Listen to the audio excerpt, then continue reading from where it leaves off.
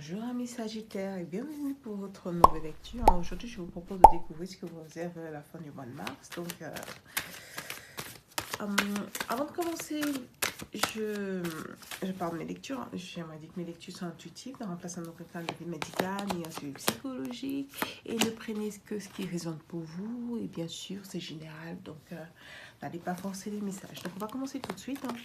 Cette troisième semaine, donc, j'aime pas trop les cartes comme ça. On a le 9 de...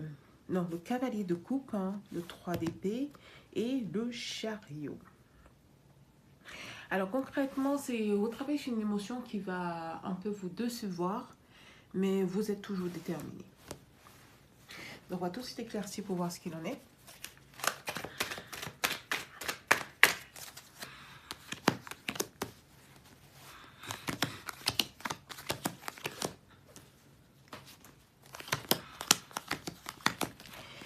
Donc, votre cavalier de coupe s'éclaircit par une reine de coupe, un 10 de coupe et un 2 de denier. Alors, cette émotion sur laquelle vous travaillez, elle était censée vous combler. On voit, c'est vous combler personnellement. Vous apprenez à la maîtriser. Vous ne la maîtrisez pas encore, mais vous apprenez un peu à la décortiquer. Vous avez analysé depuis l'as de coupe et vous en êtes à la reine. Et c'était censé, en fait, j'ai l'impression que c'était censé non seulement vous combler, mais aussi combler votre famille. Mais soit vous avez des choix par la suite derrière à faire, soit ça crée une espèce de déséquilibre. Donc, votre 3 d'épée s'éclaircit par 8 d'épée en souhait et un 8 de coupe à l'envers. Alors, j'ai l'impression que vous êtes bloqué dans votre tête concernant quelque chose que vous vouliez absolument et vous persistez tout en sachant que ça ne vous comble pas. Parce que justement, c'était un souhait. Mais là, tu vois, ce que je vois, c'est que ce souhait, en fait, c'est pas, ça y ressemble. C'est un souhait que vous vouliez, mais qui vous plonge un peu dans l'hésitation, pour lequel vous prenez la tête et pour que les émotions ne sont pas forcément au top. Donc avec le chariot, s'éclaircit par le roi d'épée à l'envers, le 6 de denier à l'envers et le pendu. Là, je vois que vous vous obstinez. Vous vous obstinez même si cette émotion ou cette chose sur laquelle vous travaillez ne coche pas tous les cases. J'ai envie de dire émotion, parce que je vois un peu de l'émotionnel partout.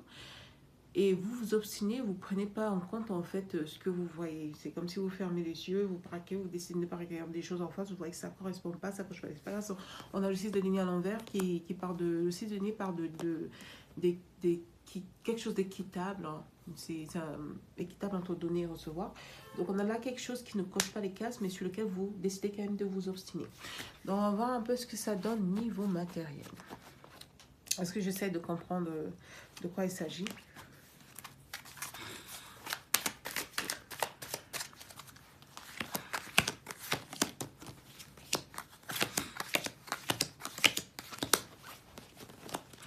Donc, niveau matériel, on a une renaissance, ou la mort, la fin de quelque chose, c'est un arcade majeur, la mort, c'est pas forcément votre mort, paniquez pas, on est sur du matériel.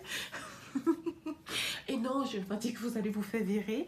Tout ce que je vois, c'est en fait la fin de quelque chose et donc le début d'autre chose. Parce que oui, la mort, c'est une fin, est un début. On a un 7 de pentacle qui est, voilà, et là c'est intéressant, le 7 de denier. Le 7 de denier part de récolter, d'avoir un retour d'investissement. Donc, vous voyez que ce n'est pas forcément une mort. Peut-être le début. Un retour d'investissement. Et on a un 8 de denier. Le 8 de denier, c'est travail dur. Donc là, au niveau professionnel, c'est plutôt top. Ce que je vois, c'est ça va être rémunéré, ça va vous rémunérer. Vous allez être rémunéré. Je vois un retour d'investissement. Et je vois que vous n'avez plus besoin d'y mettre trop d'efforts. Donc, c'est plutôt quelque chose de positif. On poursuit avec... d'où la nouvelle, d'où l'émotion qui se renforce. On peut ensuite avec votre 3 d'épée qui s'est cassé par un 2 de denier à l'endroit. Un roi d'épée, enfin un roi de denier à l'envers. Et encore le souhait. Donc c'est du matériel encore. Votre souhait est sur du matériel. Et j'ai envie de dire, vous n'êtes pas... Vous n'êtes pas, vous êtes en fait hésitant ce que vous avez, parce que vous ne maîtrisez pas en fait, certes il y a un retour d'investissement, vous ne maîtrisez pas, vous maîtrisez pas tellement ce projet ou on va dire ce matériel dans, qui a vous recevez certes un retour d'investissement, mais vous ne le maîtrisez pas. Et j'ai l'impression que votre souhait en fait est de le maîtriser et du coup vous êtes un peu hésitant. Vous êtes un peu hésitant, ça ressemble à... En fait, vous hésitez à vous lancer ou à laisser aller. C'est quelque chose qui hésite. Certes, c'est là, mais ça n'accroche pas tous les cases parce qu'il y a ce côté où vous vous dites que peut-être un coup de chance.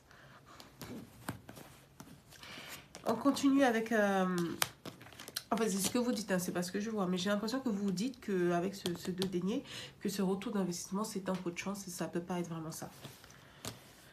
Donc, on va poursuivre avec votre chariot s'éclaircit par un 10 de denier à l'envers, justice à l'envers et un roi d'épée à l'envers. Alors, côté matériel, j'ai envie de dire que pour vous, c'est quelque part, vous dites cet argent ou ce projet ou ce retour d'investissement, vous en espérez beaucoup plus, tout simplement. Et vous vous dites qu'avec tous les... Parce que là, on a quand même une justice à l'envers. Hein. Pour vous, c'est il faudrait que d'autres arrivent et que... Il faudrait qu'il y ait une suite, si vous voulez. Pour vous, il faudrait qu'il y ait une suite. Certes, ça arrivait, mais ça ne suffit pas. Il faudrait qu'il y ait une suite. Et c'est pour ça qu'on voit justement ce souhait, parce que votre souhait, qui justement, ça vous rapporte beaucoup plus. Parce qu'on est là en 10 de denier à l'envers. Et 10 de denier, je rappelle, c'est on a tellement de l'abondance qu'on en partage avec les autres. Donc, au niveau matériel, c'est peut-être que vous espérez avoir beaucoup plus. Et pour le moment, vous avez quelque chose qui est revenu, mais ça ne correspond pas, ça ne vous coche pas les cases. Et d'où ce 2 de denier sur lequel vous hésitez, parce que vous ne savez pas s'il va falloir que vous fonciez, que vous changez en fait votre angle d'attaque ou que vous continuez ce que vous faisiez déjà. Donc, conclusion. On va arriver à une conclusion en ce que disent les cartes. J'ai déjà utilisé celle-là. On va utiliser celle-ci alors. Les petites cartes égyptiennes. Il y a une carte qui s'est envolée. Ça, c'est un message qui complète un peu... Bon, on va faire une conclusion. Je voulais faire une conclusion à 3 cartes. Je me suis laissé emporter. Donc, ça va être une conclusion à 9 cartes. Donc, votre conclusion, c'est... Oula. On commence par un 10 d'épée. J'aime pas trop 10 d'épée, c'est trahison. Alors, donc, on a le roi de denier à l'envers encore. Vaincre à tout prix et une trahison. Ok. En fait, vous êtes déçu. J'ai pas fait votre émotionnel. Vous êtes déçu, conclusion, vous êtes un peu déçu par ça. C'est ce qu'on a vu au précédent, parce que vous prenez un peu par une trahison, on va dire une trahison de la nature. Vous êtes battu pour ça. On va voir un peu de l'émotionnel, ça peut pas être une conclusion. Mais on va dire une conclusion de ça, et puis on va voir un peu votre émotionnel à part, parce que normalement, j'étais censée voir votre émotionnel avant d'arriver à une conclusion. Donc, on va peut-être poursuivre la lecture. Hein. Donc, quelque part, vous prenez ça comme une trahison, hein, parce que vous en attendiez beaucoup plus et c'est pas le cas. Et on a là un 10 de coupe, un cavalier de coupe et le diable. Ok.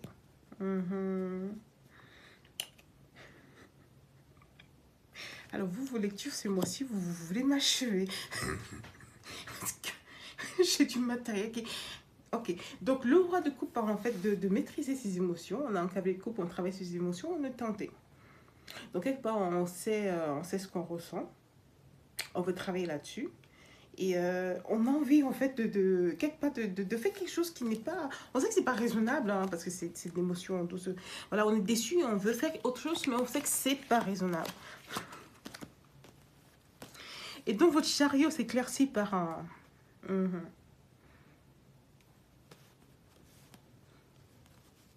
un partenariat. J'ai besoin de vérifier quelque chose. Parce que là, pour le moment, je vois que vous avez... ce n'est pas de la passion, mais vous décidez de mettre en action et de rentrer dans un partenariat. Et il est vrai que votre lecture parlait précédemment de...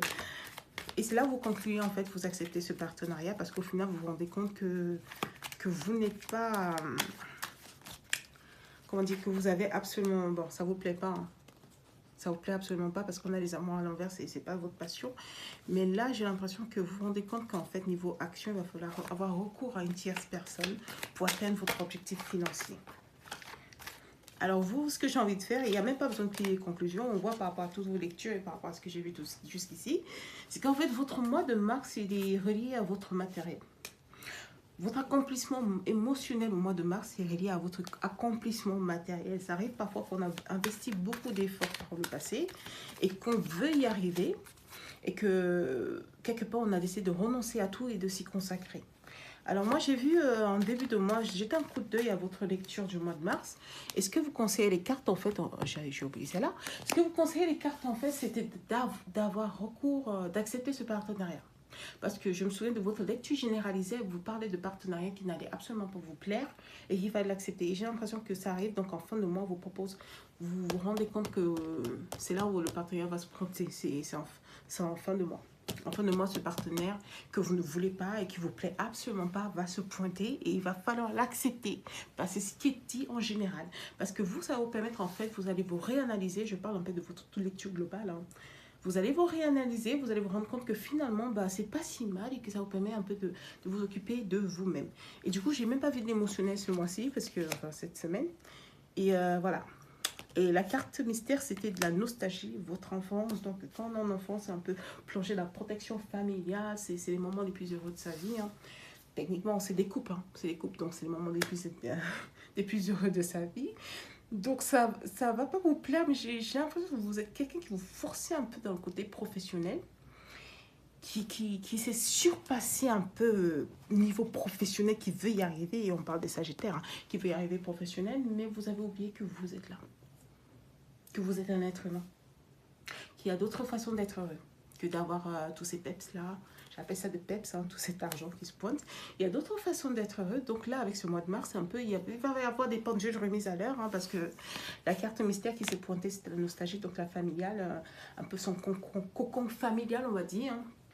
Et là, les cartes, tout votre mois de mars, ça va être en fait comprendre que oui, c'est bien, mais c'est aussi bien, c'est bien en fait de se battre, hein, pour y arriver à côté matériel et financier, mais c'est aussi bien de pouvoir compter sur les autres. Et là, ce mois de mars, ça vous invite quelque part à accepter le fait que niveau matériel, vous pouvez être aidé. Ça ne vous empêche pas de briller. D'accord? Et ça vous permettra, vous, de vous concentrer un peu à votre petit nid à vous, votre cocon, votre bien-être émotionnel.